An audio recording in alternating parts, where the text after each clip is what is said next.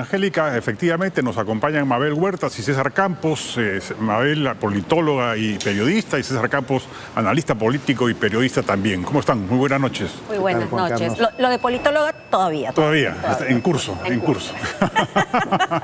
Ahora, pero en general, haciendo análisis político, ¿qué opinan de la conformación final que, según la boca de urna, todavía hay mucha tela por cortar, nos muestra una Cámara de senadores y diputados dividida prácticamente en dos bloques de derecha e izquierda casi equivalentes?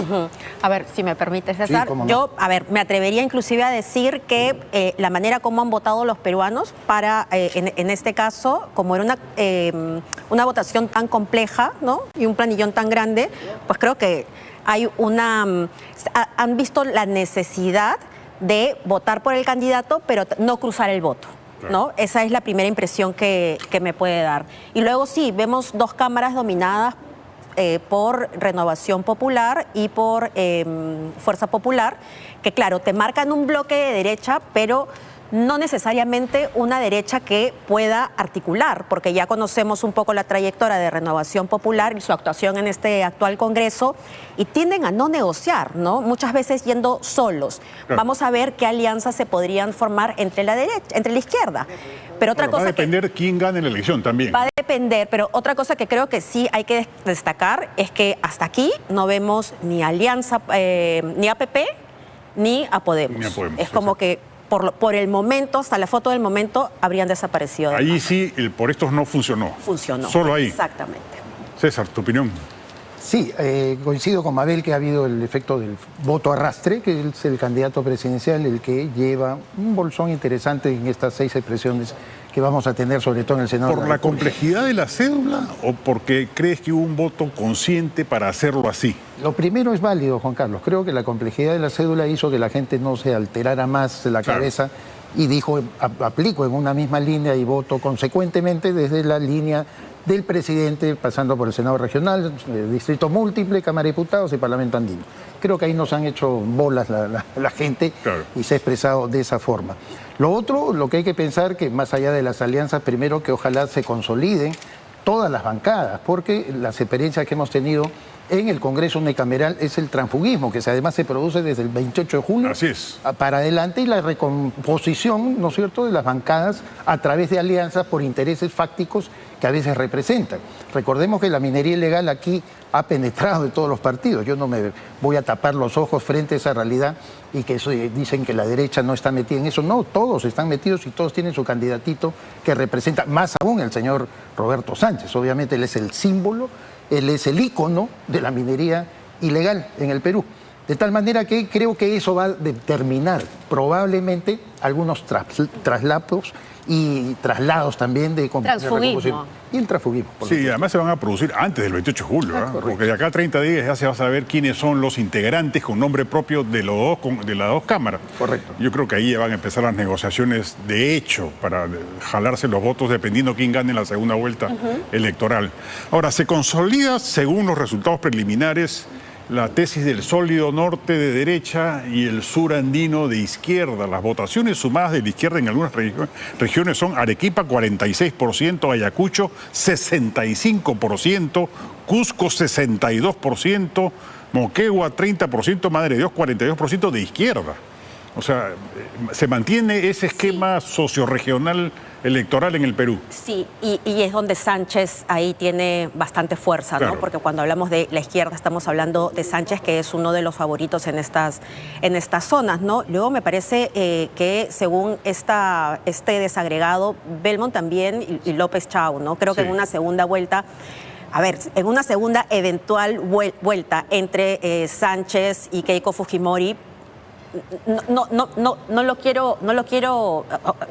no quiero decir algo que no podría pasar, porque estamos ahora mismo con mucha cautela en precisamente quién pasaría a una segunda vuelta, pero quizá podríamos repetir este fenómeno de Lima, o mejor dicho, las ciudades las ciudades costeras versus las regiones, ¿no? Que era lo que vimos en las elecciones anteriores. Si Belmont no insurgía o irrumpía en el proceso electoral, ¿Sánchez hubiera terminado primero quizás? Probablemente, sí. Creo que ahí Ricardo le ha robado un poco de espacio y de protagonismo sobre todo, Y es porque la mala lectura que le hemos dado siempre a Ricardo Belmont, dada su edad y dada su vehemencia por ser un comunicador antes que cualquier cosa, no le hemos restado muchas veces ese potencial político que él ha fortalecido, creo, permanentemente. Mira, a los 80 años de edad, pero se mueve, ¿no? Como diría Galileo, ahí está, moviéndose y está presente en esto. Yo creo que le ha afectado directamente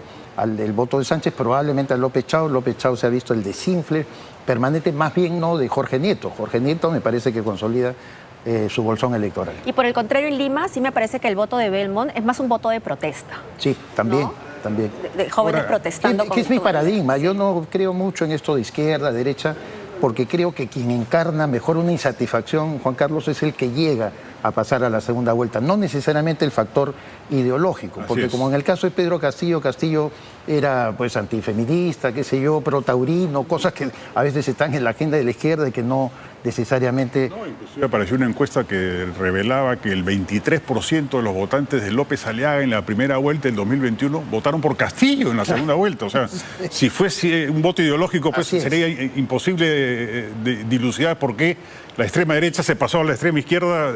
Y es lo que convalida lo que dice Mabel, que también hay algo de protesta en votar por Ricardo Belmont en Lima, que me parece muy legítimo, ¿no? Ahora, en comparación a la última encuesta de Datum, la publicada el día sábado, en votos válidos, se producen algunos movimientos interesantes. Keiko cae poco, pero cae. Sí. Rafael López Aliaga sube 3 puntos, o casi 3 puntos efectivamente. Nieto sube de 7.3 a 11.6. Belmont se mantiene, cae una décima, o sea, casi prácticamente nada. Roberto Sánchez sube de 7.1 a 10. López Chao sube de 5.9 a 8.6 y el que se desploma es Álvarez, sí, de 10.4 a 7.1. Pero en general la izquierda parece que tenía un voto escondido. ¿Cuánto funcionó quizás el factor estratégico de la votación? Yo creo que al final lo que se ha dado, Juan Carlos, es eso, ¿no? La visión de decir cómo voy a consolidar una presencia y cómo más bien voy a abandonar a otros. Álvarez probablemente venía con mucho ímpetu, con mucha voluntad, y por lo menos después del debate las encuestas lo favorecían. Pero lamentablemente se ha visto que él no encarnaba tampoco ese voto útil estratégico que se ha querido dividir, por lo menos en el sector conservador, derechista del Perú, entre López Aliaga y Keiko Fujimori. Y quizá eso sea porque Álvarez no tiene esa estructura en el país, correcto, ¿no? O sea, es un personaje muy simpático, pero le falta territorialidad, ¿no? Exacto. Ahora, ¿por qué cambian tanto el electorado peruano? ¿Qué explicación politológica, sociológica, psicológica le podemos dar? Que tire las cartas y le da la bola de cristal. A ver, primero creo que como todo, y la psicología te lo indica, el voto es emocional, ¿no? Por eso es que hay tantas identidades negativas. Yo voy a votar en contra de Keiko, en contra de López Aliaga o en contra de Sánchez. Claro, ¿no? pero ¿cambian tanto las emociones en 2 días? Yo creería que sí. Sí, ¿no? Yo creería que sí, porque, a ver, yo no sé si en la mentalidad del elector está precisamente, como César dice, el tema izquierda-derecha. Yo quiero a alguien que me prometa que me va a solucionar mis problemas. Y mis problemas no son los problemas de todos los ciudadanos. Mi problema es que mi hijo tenga buena educación, mi problema es que en mi cuadra no me asalten. O sea, los problemas son muy individuales que, claro, se consolidan en el 1+1 de todos los ciudadanos, ¿no?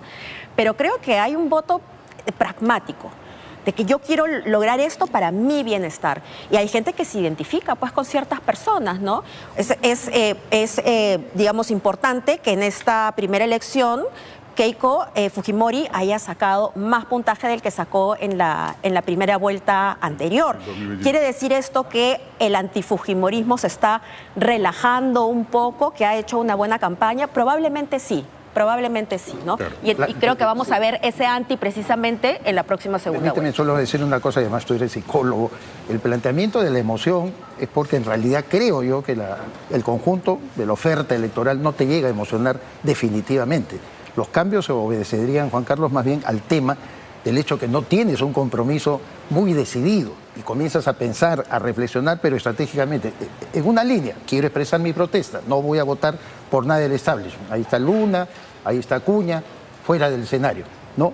Y en segundo lugar, más bien, comenzar a pensar en ese voto estratégico, en ese voto válido que podría consolidar una opción que responda también a mis intereses. Un voto estratégico al que muchos hemos tenido acceso, porque esta anacrónica norma de que no se pueden difundir las últimas encuestas, entonces aquellas personas que sí han tenido acceso a esas encuestas han tenido la oportunidad de hacer un voto estratégico, ¿no? Y claro, ahora como el Jurado Nacional de Elecciones va a permitir que en las mesas que no se pudo votar hoy vayan ya conociendo más o menos los resultados, ¿van a ejercer un voto estratégico? Sí, van a ejercerlo, pero claro, nosotros también lo hemos hecho porque conocíamos las encuestas, Así ¿no? es.